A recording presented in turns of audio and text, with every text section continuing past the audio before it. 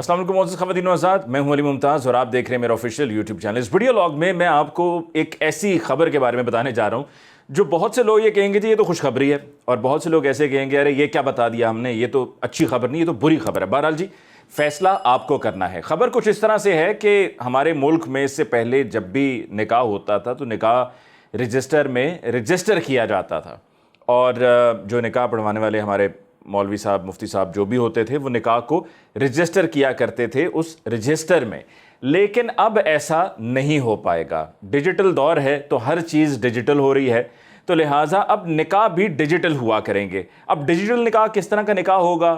کیا آپ سمجھ رہے ہیں کہ کوئی دو روبوٹس ہیں ان کے درمیان ہونے جا رہا ہے، یا مفتی صاحب لوکیشن پر خود موجود نہیں ہوں گے اور وہ کسی اور لوکیشن پہ ہوں گے، اور جو دولہے میاں ہیں وہ کہیں اور ہوں گے، دلہن کہیں اور ہوگی، اور یہ ڈیجیٹل نکاح ہو رہا ہوگا؟ میں آپ کو ساری تفصیل بتاتا ہوں کہ کس طرح سے ڈیجیٹل ہونے جا رہا ہے۔ اور تبدیلی سرکار ہے تو تبدیلی سرکار نے اس معاملے میں بھی تبدیلی لے کر آئے ہیں کہ یہ جو پہلے آپ رجسٹر پہ کرتے رہے ہیں بڑے پرانے طریقہ کار ہو گئے ہیں، کہاں بندہ یوں ڈھیر کے ڈھیر تلاش کرتا رہے اگر کسی کے بارے میں کوئی اطلاع لینی ہے۔ لہٰذا اب نکاح جو ہے وہ ہوا کرے گا ایک ٹیب پہ، جی ہاں ایک ٹیبلٹ پہ نکاح ہوا کرے گا، اور وہ اس طرح سے ہوا کرے گا کہ امام مسجد کو لوکل گورنمنٹ والے 1 مہینے کا کورس کروائیں گے۔ اس کورس میں ان کو تیار کیا جائے گا، ان کو سکھایا جائے گا، ان کو طریقہ کار بتایا جائے گا کہ اب آپ نے ٹیب پر نکاح کس طرح سے کرنا ہے۔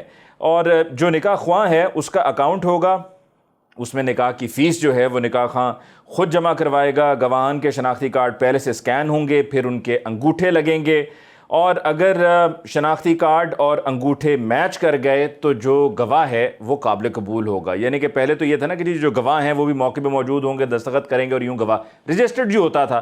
اب یہ ہے کہ جی شناختی کارڈ گواہ کا سکین ہوگا، ان کے انگوٹھے بھی لگیں گے، وہ بھی ڈیجیٹل ہوگا۔ جس طرح آپ جاتے ہیں نا مختلف سینٹرز میں، موبائل فون کمپنیز کے دفاتر میں آپ جاتے ہیں یا بینکس میں بھی جاتے ہیں، تو اب ہر چیز جو ہے وہ بائیو میٹرک ہے۔ آپ سے کہا جاتا ہے کہ آپ اپنا انگوٹھا لگائیں، اور آپ کے انگوٹھے کا پرنٹ لیا جاتا ہے، اور وہاں سے پھر آپ کی آئیڈینٹی ویریفائی ہوتی ہے۔ تو اسی طرح سے یہاں پر جو گواہ ہے اس کی بھی ایسے ہی آئیڈینٹی ویریفائی ہوگی۔ اگر سکین اور شناختی کارڈ میچ کر گیا تو وہ پھر گواہ قبول ہوگا۔ یعنی کہ اس کے اندر کوئی دو نمبری نہیں ہو سکتی ہے کہ جی آپ شناختی کارڈ کسی کا دے دیں اور انگوٹھا کسی اور کا لگ رہا ہو۔ اس کے علاوہ دولہے کی تصویر جو ہے وہ مولوی صاحب خود بنائیں گے۔ کیا بات ہے! پہلے تو تصویر کھچی ہوئی پہلے سے فراہم کر دی جاتی تھی، لیکن اب جو مولوی صاحب ہیں، جو مفتی صاحب ہوں گے، وہ تصویر خود کھینچیں گے۔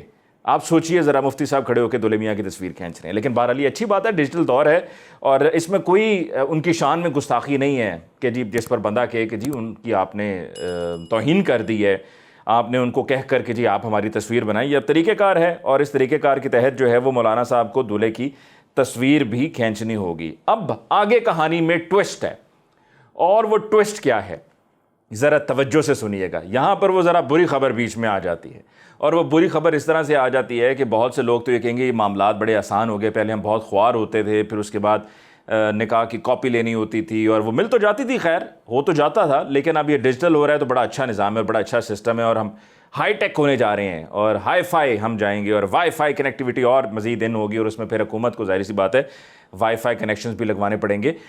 دوسرا یہ کہ جو نکاح کی فیس جمع کروائی ہوگی وہ امام مسجد جو ہیں ان کے سم کے ذریعے پیسے لوکل گورنمنٹ کے اکاؤنٹ میں ٹرانسفر ہو جایا کریں گے۔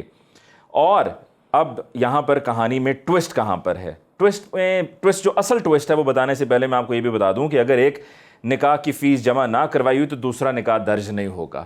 یعنی کہ اگر کوئی دوسرا نکاح کرنے جا رہا ہے، کوئی تیسرا کرنے جا رہا ہے، کوئی چوتھا کرنے جا رہا ہے، یہ مولوی صاحب پر بھی ہوتا ہے کہ اگر کوئی امام مسجد ہیں انہوں نے فیس آگے جمع نہیں کروائی ہے تو وہ دوسرا نکاح کسی کا نہیں پڑھوا سکتے ہیں، اور اسی طرح سے جمع کروانے والے کی جن کے نکاح ہو رہا ہے اگر انہوں نے بھی آگے پیسے نہ پکڑائے ہوئے تو پھر وہ بھی کام وہاں پر رک جائے گا۔ لیکن جو کہانی میں اصل ٹوسٹ ہے جہاں پر معاملہ خراب ہو سکتا ہے، جناب میں آپ کی طرف آپ کی توجہ چاہتا ہوں، آپ ابھی صرف سن رہے ہیں، ذرا دیکھ بھی لیجئے، میں آپ کی توجہ چاہتا ہوں کہ اگر آپ اب یہ سوچ رہے ہیں کہ آسانیاں ہیں اور مزے ہو گئے، اور وہ کیا کمال ایکٹنگ کی تھی ڈرامے میں عمران نے جس میں انہوں نے کہا تھا ہائے مزے، تو یہ ہائے مزے والی جو بات ہے وہ یہاں پر آ کے رک جائے گی۔ وہ اس لیے رک جائے گی کہ اگر کوئی جس کا نکاح ہونے جا رہا ہے، اگر دولہے میاں جو ہیں وہ مفرور ہیں یا ٹیکس چور ہیں یا کسی بھی جرم میں ان کا نام ہے، ملوث ہیں، ملزم ہیں، تو نکاح نہیں ہو پائے گا. یعنی کہ ٹیکس چوروں کو اب پکڑنے کا ایک یہ ذریعہ بھی ہے کہ یہ رستہ بھی ہے کہ اگر ایک ٹیکس چور شادی کرنا چاہ رہا ہے، شادی کرنے جا رہا ہے، تو اس کی شادی نہیں ہوگی، اس کا نکاح ہی نہیں پڑھا جا سکے گا. اور اگر وہ مفرور ہے کسی کیس میں، پھر بھی نہیں ہو سکے گا. یعنی کہ اب میں سوچ رہا ہوں کہ یہ ان کا کیا ہوگا، اسحاق ڈار اور اس طرح کے دیگر جو مفرور ہیں. اسحاق ڈار صاحب تو ایبسکانڈر ہیں نا، مفرور ہیں. تو اگر یہ کبھی سوچتے ہیں، کیونکہ وہ کہتے ہیں نا جی عمر میں کیا ہے، دل ہونا چاہیے جوان عمریں کی رکھیا، تو اگر وہ شادی کا سوچیں تو ان کے لیے بڑا مسئلہ بڑھ جائے گا. اور اس طرح کے اور بھی بہت سے لوگ ہیں جو مفرور ہیں، تو وہ مفرور شخص تو شادی نہیں کر پائے گا. اگر آپ سمجھتے ہیں جی وہ سسٹم کو بریک کر کے کسی طریقے سے نکل آئے گا، تو ایسا نہیں ہو سکے گا. یہ کام ذرا پکا ہونے جا رہا ہے، صحیح پکا کام، مضبوط کام ہونے جا رہا ہے. اور اگر کوئی ٹیکس چور ہے جس نے ٹیکس نہیں جمع کروایا، جس نے ٹیکس کی چوری کی ہے، اور وہ حکومتی فنڈ میں، حکومتی غلے میں پیسے نہیں جمع کروا رہا، تو اس کا بھی نکاح نہیں ہو پائے گا. تو یہ ہے وہ ساری صورتحال جو نکاح کو لے کر ہے. میں ایک دفعہ پھر آپ کے لیے تیزی سے دہرائے دیتا ہوں، مزید آپ کا وقت لیے بغیر، کہ اب سب ڈیجیٹل ہونے جا رہا ہے. نکاح ڈیجیٹل ہوں گے، رجسٹرڈ اب نہیں ہوں گے. یعنی کہ رجسٹر تو ہوگا لیکن اب ٹیبلٹ میں جائے گا، وہ رجسٹر نہیں بھرا جائے گا. جو گواہ ہیں ان کے آئی ڈی کارڈز کو پہلے سے سکین کیا جائے گا. سکین کرنے کے ساتھ ساتھ ان کے انگوٹھے لیے جائیں گے. میچ کر گئے تو وہ گواہ قابل قبول ہوگا، ورنہ وہ گواہ ریجیکٹ ہو جائے گا. اس کے علاوہ جو فیس ہے وہ نکاح خواہاں کو خود جمع کروانی ہوگی. جو ان کی سم ہے، ان کے سم کے ذریعے وہ آگے فیس جمع کروا سکتے ہیں لوکل گورنمنٹ کو. اگر انہوں نے ایک نکاح پڑھوایا ہے اور اس کی انہوں نے آگے فیس نہیں بھیجی ہے، تو وہ دوسرا نہیں کروا سکیں گے. اور یہی بات جو ہے وہ جن کی شادی ہونے جا رہی ہے ان پر بھی لاگو ہوتا ہے کہ اگر وہ بھی پچھلا کھاتا ان کا کلیئر نہیں ہے تو وہ آگے کچھ نہیں کر سکیں گے. ساتھ ساتھ جیسے کہ میں نے آپ کو بتایا کہ ٹیکس چور، مفرور اور کسی جرم میں ملوث اگر کوئی شخص ہوگا، دلہے میاں ہوں گے، تو ان کی بھی شادی نہیں ہو سکے گی.